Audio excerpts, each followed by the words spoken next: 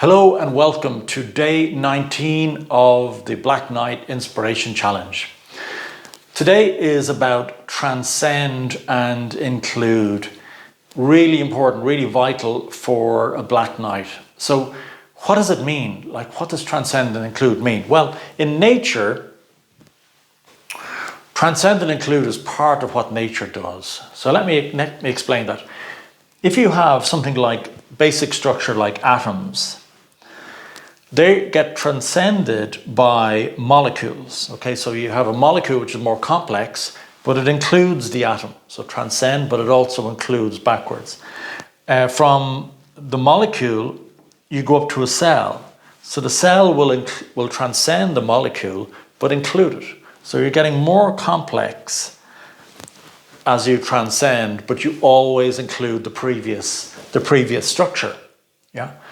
So the same would be true in the brain. In the brain, we talked about the reptile brain that was transcended by the mammalian brain, then transcended by the neocortex, yeah, and then transcended again by the prefrontal cortex. But so each brain structure transcends the previous brain structure, but includes it. So you begin to hear in your head, transcend and include. Okay. If we look at the knights, you have the white knight, which was transcended by the red knight and then transcended by the black knight. But that's always still, you include. So when you go to red knight, you transcend your white knight, your natural self, but you always include it. You always include it. It's in yourself. It's in your being.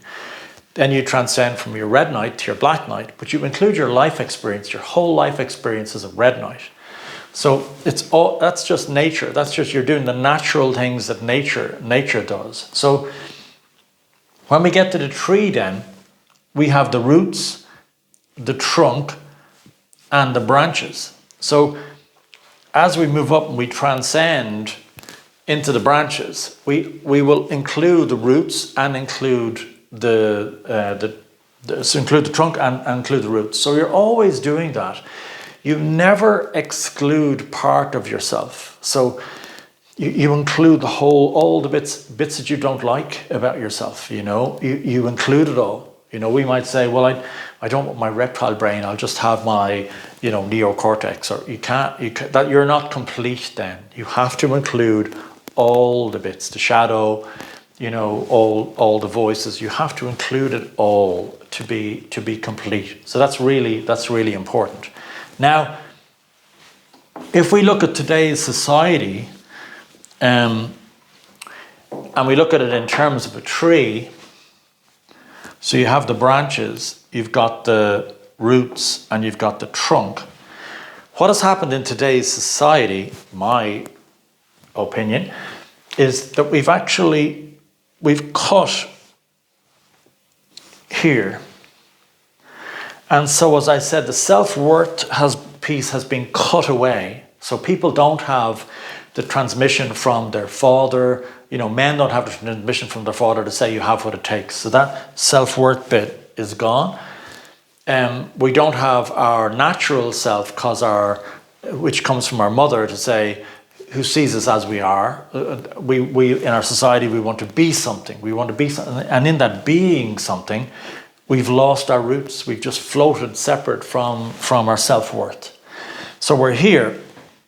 We've also cut in our society access to the sacred. So, you know, the gods are now not available to us. We're cut that access to. You know, people don't go to church as much. It's not solely about religion, but you know, in general terms, that whole spiritual section has been removed from general society now. So.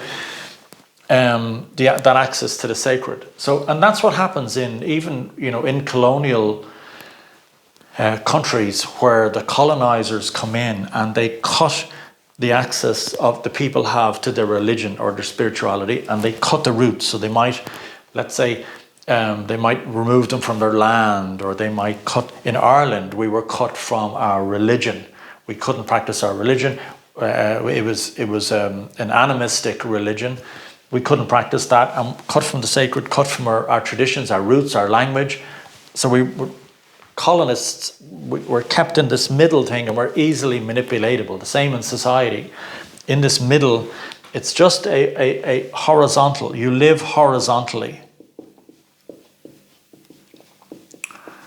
You live horizontally in this middle realm.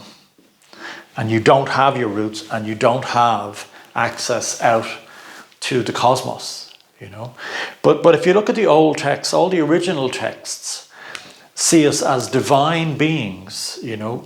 The Bhagavad Gita, Hermes Trismegistus, all the original texts see us as being divine. Now we're mortal, but we're divine beings. So that's, you know, that's access out to a larger frame. It's very, very important. Even, you know, old cultures had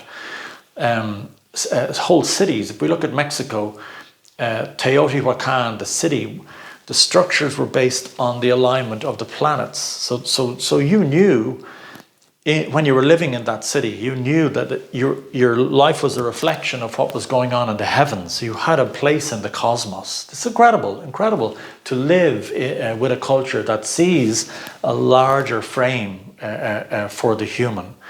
So, and even if it's not spiritual or not religious, I know, like, let's say quantum physicists have found synchronicities. The fact that a synchronicity exists is something outside the logic, outside the mathematics, because it's just so, you know, unusual. Wolfgang Pauli really found that sacred side through synchronicities, and in his conversations with Carl Jung to discuss how is this possible, how is the, you know, what is the meaning behind synchronicities. They lift us outside our being. To give you one story, I think it's probably about 4 years ago, I was watching the movie Arthur. It was a remake of the movie, and there was a really powerful point in the movie where the eagle carries the snake in its talons, and you just see it flying away from the camera into the castle. And it was just so, I don't know, just the whole image was so powerful for me. I kind of continued it into my dream time. It was really strong. But the next day, Catherine and I were out driving. We live in southern Italy, and up just above the car, there was this, like not an eagle, but maybe a falcon with a snake in its talons, just flying away, the same as the movie. And it was just so incredible. Now, we've been here for 8 years. We have never seen it before, and we never saw it afterwards. It was the day after the movie, you know. So, you know, that, you know, synchronicity that you just can't, there's no logic that would ever work that out. But it's like the universe sees you. It's like the universe connects you to something bigger, you know, that you're not just this kind of spiritual orphan. You're not just wandering to the earth as a separate being. It's all connected. It all expands you out to a bigger transcendent being that you are. You know, you're divine. That's really what the branches are all about. So it's about forgetting about this horizontal life with, you know, of just having a horizontal axis, and really talking about getting this vertical axis. That's Black Knight. Black Knight is a vertical axis where you have your branches out to the sacred, you know, out to a wider, more expansive being, a divine being. You have your trunk, which is your center, and then you have your roots into your self-worth. Now this vertical axis means you are a different person. You are not two people coming down the street and one person has a vertical axis. One person is out to the sacred, down into their self-worth, and holds themselves in their trunk. They are a different person than another person standing beside them that is living in the horizontal realm that has cut the branches and cut the roots.